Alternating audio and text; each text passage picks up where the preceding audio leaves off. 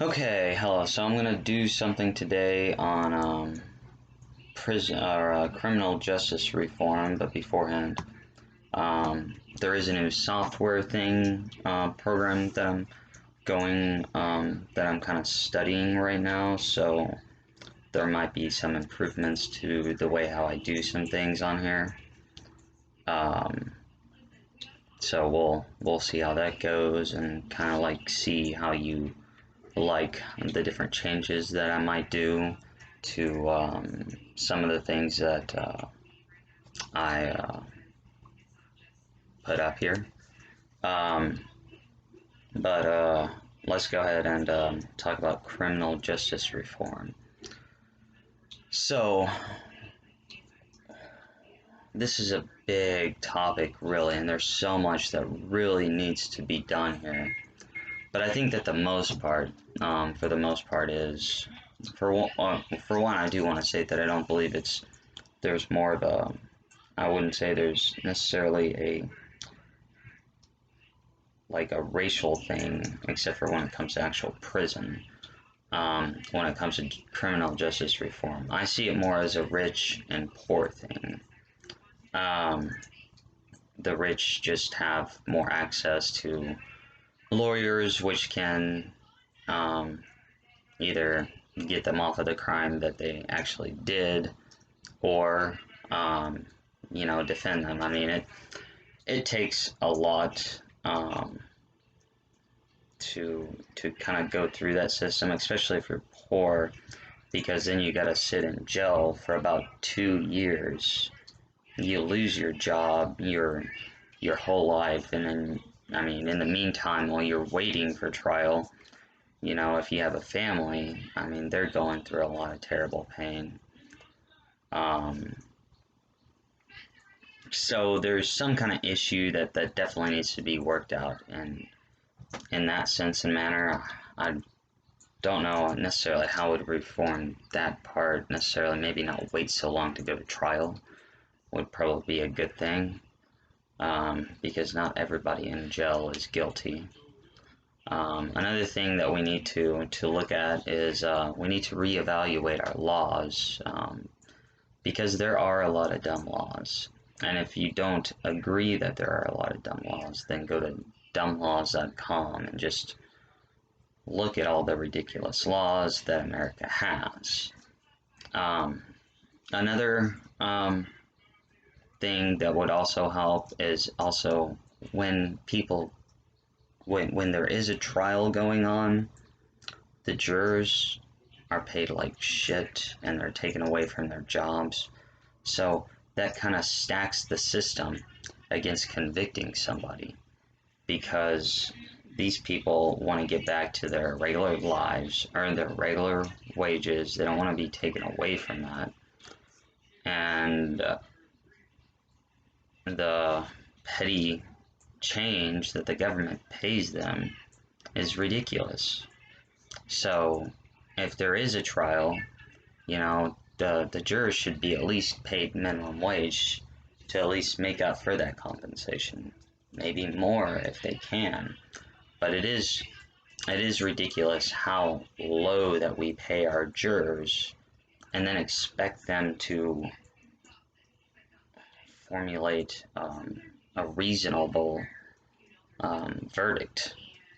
Um, Another thing is, and I think this is one of the major things, is prison reform. Our society needs to scale back on the amount of people that we send to prison.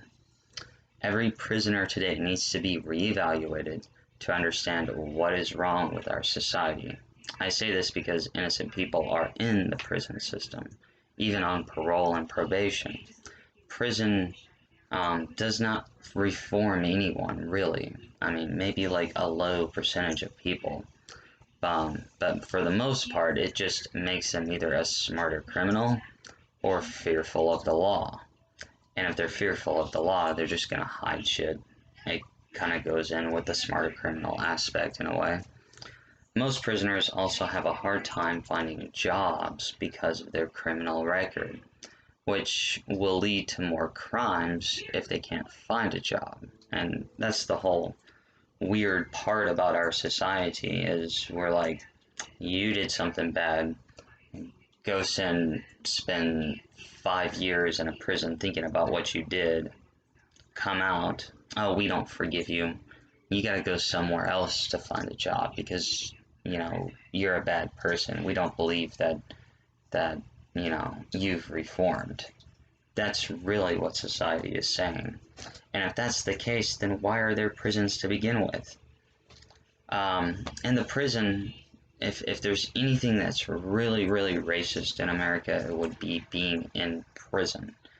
Because you have to for the most part, there are probably few exceptions, but for the most part, you have to stick with your race in order to survive.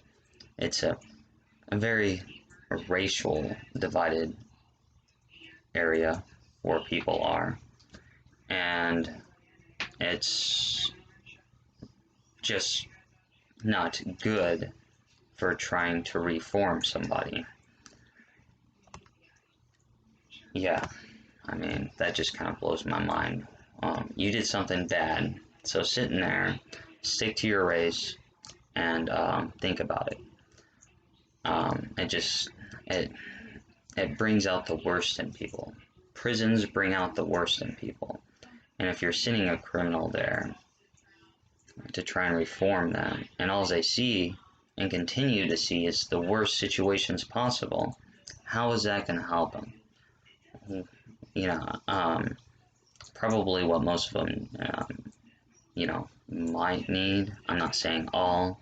I'm not saying everybody needs to be released from prison. So please don't think that that's what I'm saying, because there are some people that need to be in there, but not everybody. Some people just need hope, a chance, and an actual shot at life. And if we keep taking that away, we're just harboring hatred in our heart.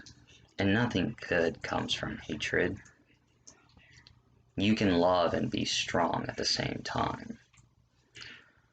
Okay, so people who have been people who have been forced to comply with the criminal justice system do need to be interviewed so that there is some kind of understanding as to why they commit a crime and what might be some ways to prevent that from happening. Our society, like I said, treats criminals like shit and would more either lock them up and forget about them. But it does not matter how many criminals you lock up if you refuse to understand the issues that led to those events. Why is crime so prevalent in our country? What are we doing wrong? What other avenues are there? I'm not suggesting, like I said, to release everyone, and I do believe that some people do need to be locked away, but we have too many people locked away that destroy lives and families, and we need to repair this. And the question that everybody should be asking is, how do we repair this?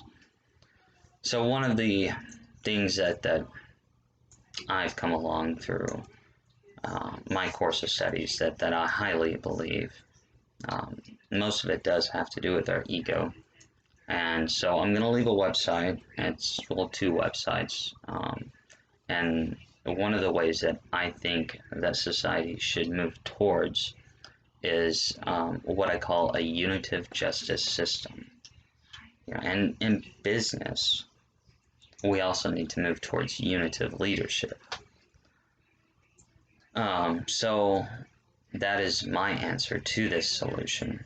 And I will talk deeper about this after I have read a few of Dr. Klut's books. But right now, I would also like for you to think about this issue, if you want. And come up with any suggestions, because I think that this should be a discussion, either way we look at it in our society. Change is coming. But we need to figure out what change it is, because in this period where we're trying to figure things out, there are a lot of dangerous roads that we might go down, that we're blind to, because a lot of it is unknown. And it's also because we're seeing a lot of the structures that we've created start to collapse. It's not working. Science is ending. And not necessarily per se science, it's this whole illusion that we created that just we're trying to hold on to try and fix, but there's no solution to fix it. We need to reevaluate everything. And the quicker we do it, the faster we can go back to living in harmony. So, I leave that with you guys. I've said my piece on that. And I know that probably hit some other topics, but my next thing that I'm going to talk about when it comes to this is going to be diversity. But my next video is going to be probably a poem after this one, and then I'm going to go into Libra, more into Libra, because I like to switch topics and do different things because I'm I just know a lot of topics and stuff like that. But anyways, so those are my thoughts.